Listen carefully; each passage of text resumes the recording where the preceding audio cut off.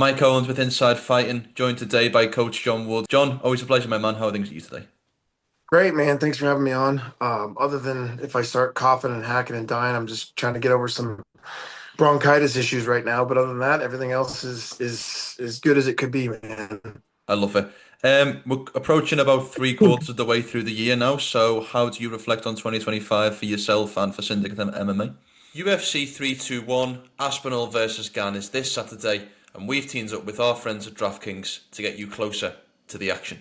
If you're a new customer, go download the DraftKings Sportsbook app and sign up using our promo code Inside Fighting. New customers who bet $5 will receive $300 in bonus bets if your bet wins. Only on DraftKings. The crown is yours.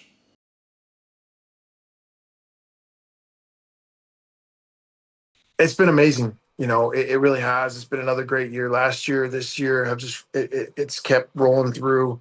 Um, we're winning all the fights that we're supposed to fight, or that we're supposed to win. Big fights. The team's doing great. The culture of the gym is great. Just adding, so many new talented fighters and still building from within. Our amateur team is doing great.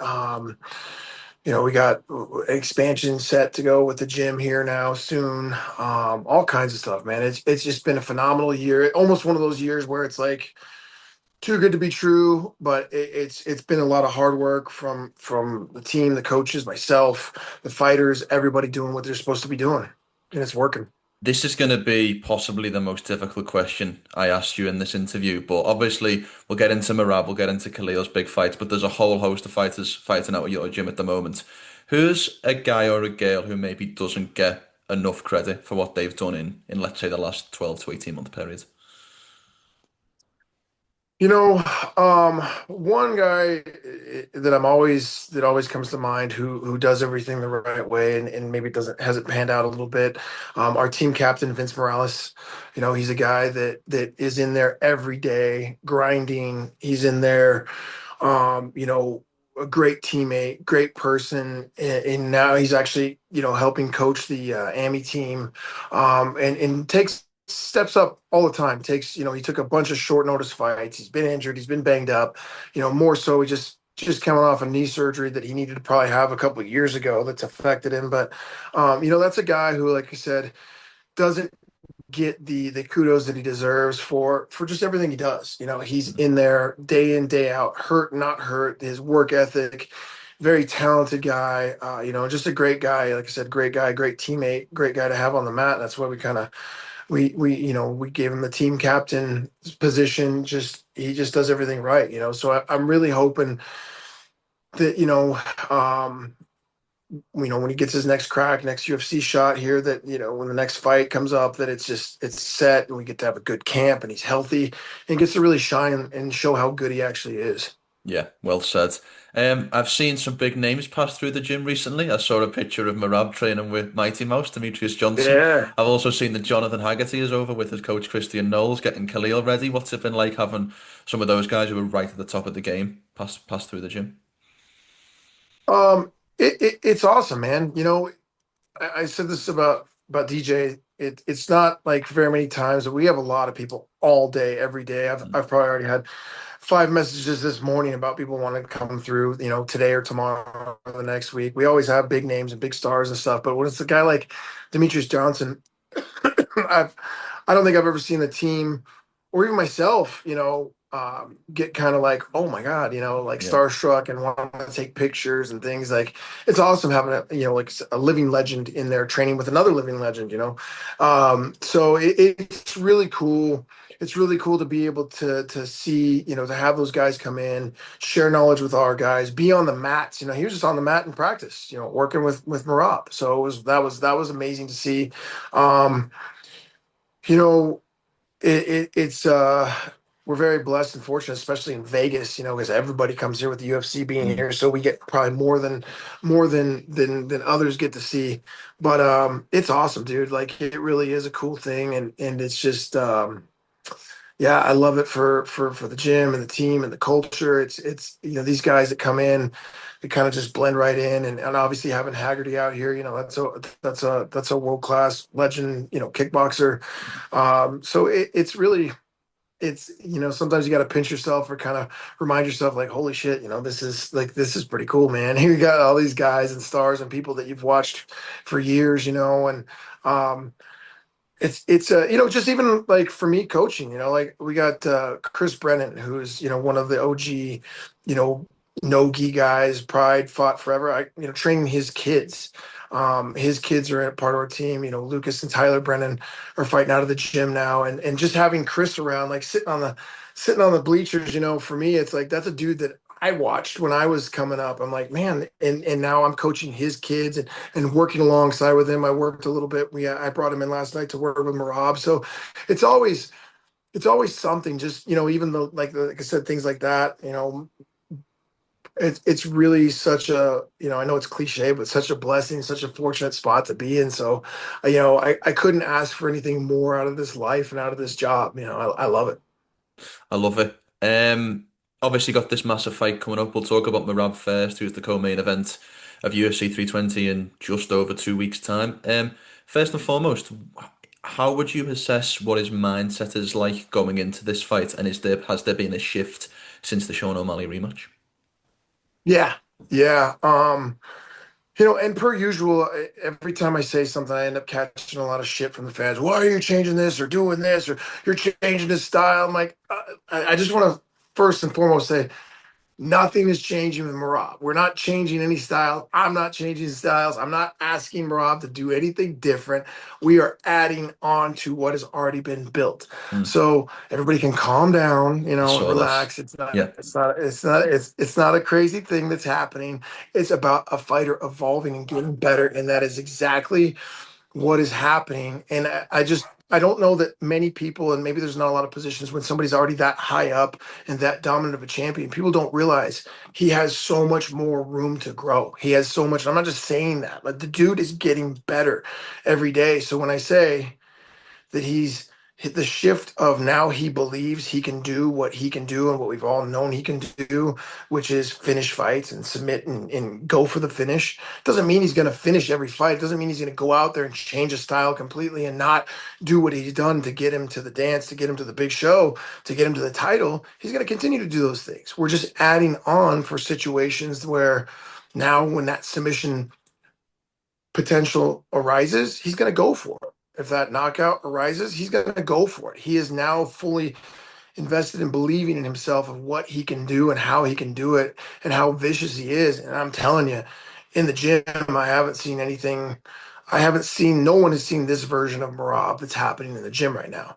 Now, does that mean he's going to go out there and just, you know, sub Cory? No, I don't know. It's a fight. yeah. It's a tough fight. But I'll tell you this, he's definitely going to be ready when those opportunities and those options and those things open up. He will be taking them, and it is the best Merab that I've seen. It is a whole different, more violent, more. We've added tools to make people even more exhausted. To get people even more to make his cardio seem like it's even more better. It's crazy. So it really is awesome to see his evolution as a fighter. And we're not changing. Again, we're not changing anything. We're adding to it. He's adding to it. He's becoming a better version of himself. And we've talked about this quite a lot when we've, spoke regularly over the last year, 18 months, something like that, that adding those finishes or that finishing Mm. ability to Merab's game was so key. And that feels like, I suppose, with that submission over Sean, the next evolution of Merab's game. So I guess the question that I'd like to get answered today is, in your mind, what's the next evolution? What's the next evolution that we could potentially see? Obviously, don't want to give away any game plans, but past just having that finishing ability, what's the next piece of the puzzle? I mean, I think that's the biggest part where we're focused on right now is just again finding ways to continually to make him better. Once you settle as a coach or as a fighter, as anything, then you're going to get passed by. So it's finding new ways to completely evolve his game and give him things that are interested to keep him interested in evolving and becoming a better fighter, a better version of himself. And that's what we've done. And right now, honestly, like that submission threat, the ground and pound threat, the stand up right now. I mean, I think his next goal is probably going to be to try to knock somebody out. He's Mm. going to want a KO at some point. His stand up has evolved so high. Like the guys that we have in the gym right now, we have some world champion kickboxers, some world class guys that are going with him. And uh, I'd be lying if I didn't say I wasn't like sometimes just jaw dropped at how good and how dominant he is, even in his stand up. The guy is just a special guy, and that's what makes him the champion he is.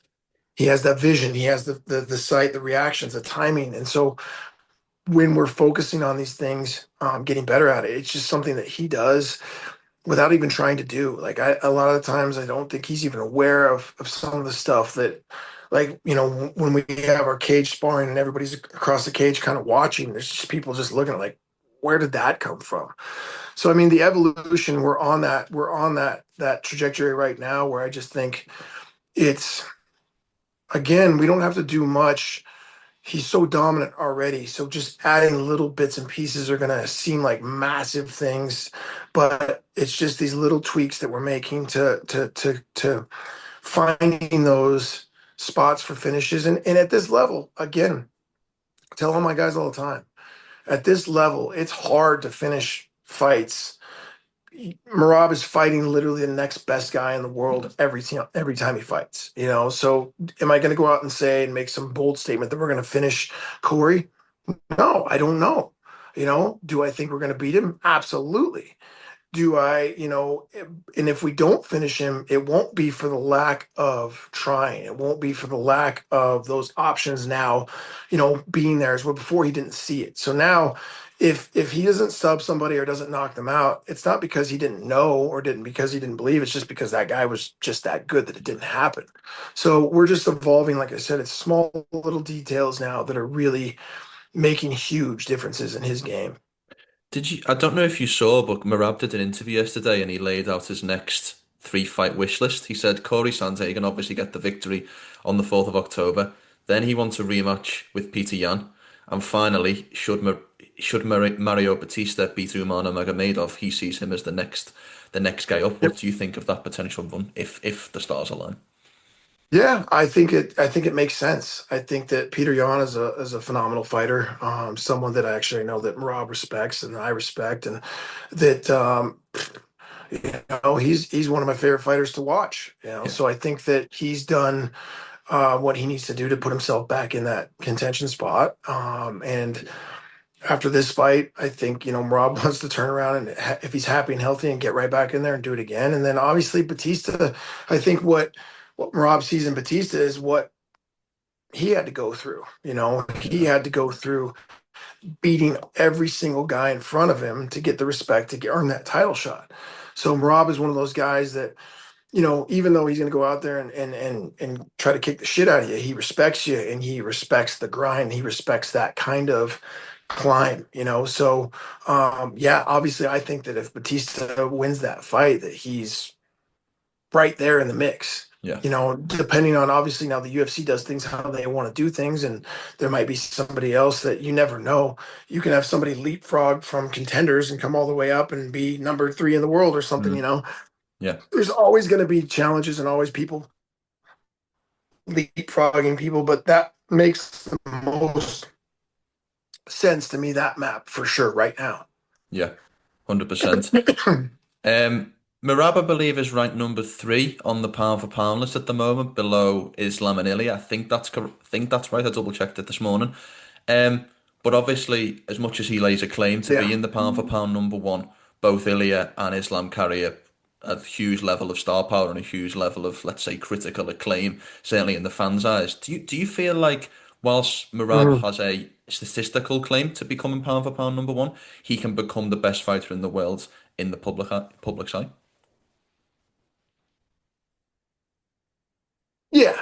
Yeah. I do. I really think that, you have to be careful about how you say things and how you put people on pedestals. And Mm, and again, I've gotten shit, before for saying, early on before we fought O'Malley that, the run that Merab had, I think makes him the bantamweight GOAT, and then, a bunch of people, and then Yeah, obviously he won, and then everybody's like, he's the bantamweight GOAT, yeah, and so I know how this game goes, and that's fine.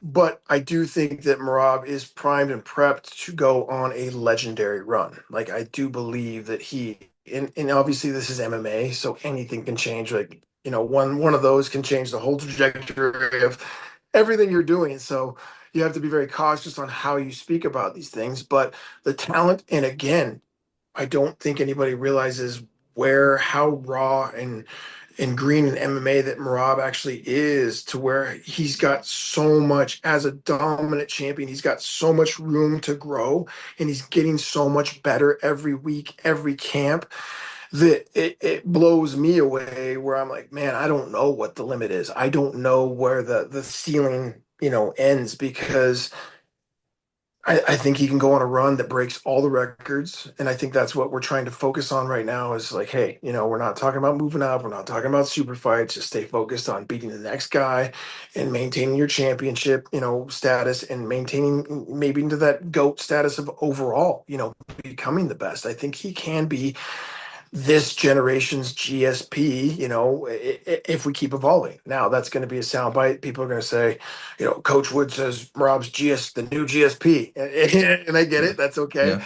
But, they're different fighters. I'm just saying that he can have that kind of run. He can have that kind of dominance. The Anderson Silvas, the GSPs. I believe we're in line for that. Yeah, 100%. Before I let you go, I have to get your thoughts on this fight between Khalil and Jiri, because first and foremost, when I was in your office a couple of months ago, I proposed this idea to you, and you said that you loved the sound of it, so it's kind of come to fruition. But I Yeah. imagine yourself, Khalil, Christian, the whole team. I imagine this is a challenge that you guys are deeply relishing for with the former champion. Absolutely. I mean, you can't pass up opportunities like that. I think this is the fight that puts him right back in the title contention shot. I believe we go out there and we have the fight that I think we're going to have. He's the next guy up, and so whoever wins the main event that night, I think that's who we're fighting next. Yuri is an amazing fighter. Yuri is crazy, weird, just dynamic. It's just shit that, like, you don't know what's happening. So to game plan for a fighter like that, to game plan to be able to go up against guys like that, that's what really obviously drives me as a coach, and drives these guys and Khalil as a fighter, is to step up to those opportunities. When you get to these upper echelon guys, these top 10 guys, they're all there because they're all driven to challenge themselves. And this is a huge challenge. This is a huge challenge for both of them. They both have knockout power. They're both big, scary, nasty, nasty guys. I cannot there's nothing in my body that makes me even remotely think this fight's going to go 3 rounds. Mm. And I think it's going to be a very bloody fight, a very violent fight. And I'm excited, man. And I think that Khalil has put in a phenomenal camp. He has put in the work. He's healthy this time. Is the right people around him. The mindset has shifted, and I'm really starting to see those championship mindset, you know, um, not just the talent, but the mindset is starting to get behind it. And Khalil's is a very scary, scary individual. The things that were happening in sparring, and things I haven't seen before with him in 15 years. So we're in a very good place, and I love this fight. As a fan, I'd love to sit back and just watch it. I Yeah. wish I could just sit in the front row and eat popcorn and not be having to work for it. But it's the best seat in the house, so yeah, I'm super excited. I know that Khalil, and when I asked this question, I know that Khalil will fight either man, and I'm sure he'd love to rematch Alex Pereira after their first fight. But in your mind, as Team Rountree Junior, is there a preference on who wins the main event, assuming that if Khalil beats Yuri, he gets the shot at the winner next? I know he wants another crack at Pereira. Mm. I know he'd love to get another crack. There's some things that some technical things that we can change, that I could have changed, game plans, some things that just love to get another shot. But I don't think it really matters. I think that he's going to go in the same way with either one of them. Obviously, always being able to kind of get back that loss is always big for a lot of guys. But yeah, I don't know. I would lean towards Pereira, that he would want to fight Pereira more, especially the name and the star power. Like Pereira is still one of the biggest stars in the sport. You know, he's a living legend at this point now too, Mm. and a super tough challenge. So that would be the guy that I would probably lean towards. You know, but either one of them, they're both great fighters. So I guess we're gonna see. Last question from me, John, before I let you go, because you said something a couple of minutes ago that struck me. You said every guy, all the guys, once you get to the top 10, top 15, everyone's driven, everyone's motivated, everyone's hungry. So, what in your mind separates those guys from the top 15, the top 10, and maybe the top 5 from becoming a champion? Is there one key attribute, whether it be physical, mental, spiritual, that you detect being the difference maker? There's multiple things in MMA. Just it's mixed martial arts. It's just a mixed bag of everything, and you have to really have the stars and the moons and everything aligned to even be able to get to sniff a title shot. To get to the top 10 is very hard. You have to be able to take the right fights at the right time. You have to be healthy at the right time. I've seen some of the best fighters in the world who I thought could have been a top five guy, not even cracked the top 15 just because of circumstances, health reasons, family, life. There's so much more that goes into this than just being a talented fighter. Mm. That work ethic, that drive to get up to want to do this every single day, and it's really not that fun, like we all love it, but it's a grind. Your body hurts, everything aches, you're getting beat up every single day. You're literally getting into fist fight every single day of your life. It's just that motivation and that drive. One, the mental part has to be there. You have to be able to, you can be the most talented person in the world, but if you do not have that mental drive and that wherewithal to go through all the ups and downs, because this is the proverbial roller coaster. Your career is full of this all day long, and you have to be able to mentally prepare yourself for the things that you see coming, for the things you don't see coming, because there's going to be a lot of shit, ups and downs, tears, blood, sweat, and tears that are going to come through it. If you're mentally not there, you'll never make it. So you can be the most talented guy, but it's the champions that it's when you really start to define yourself. It's the guys that have the work ethic, they have the mental part, they have the skill set. Now you're getting into things, now you've got all the ingredients to make something special. But even then, you have to have kind of the luck of the MMA gods. Yeah. It's right time, right place. Is I see it every single day.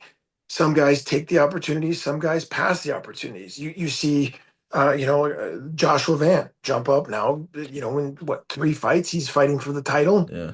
Very Like true. those are guys that seize the moment, and maybe if he doesn't do that, he never gets a title shot. You have to take those moments. You have to take those risks, and a lot of it, like I said, it's everything coming together all the right time to form. And if some of those ingredients aren't there, maybe you could sneak in, but you're not going to stay there. Yeah. It just everything has to kind of be there.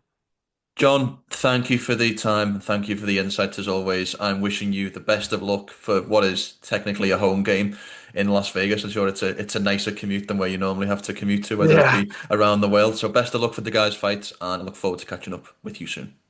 Thanks, man. Appreciate it.